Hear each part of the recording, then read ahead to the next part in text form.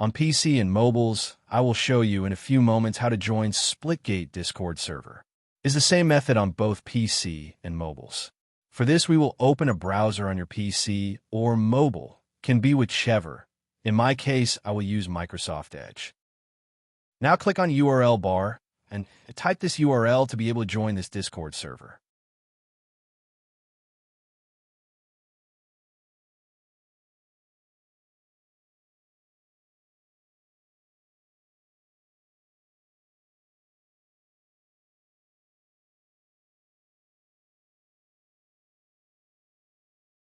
Doing this will automatically start your Discord application if you have it installed. Then click Join, and you'll have access to the Discord server.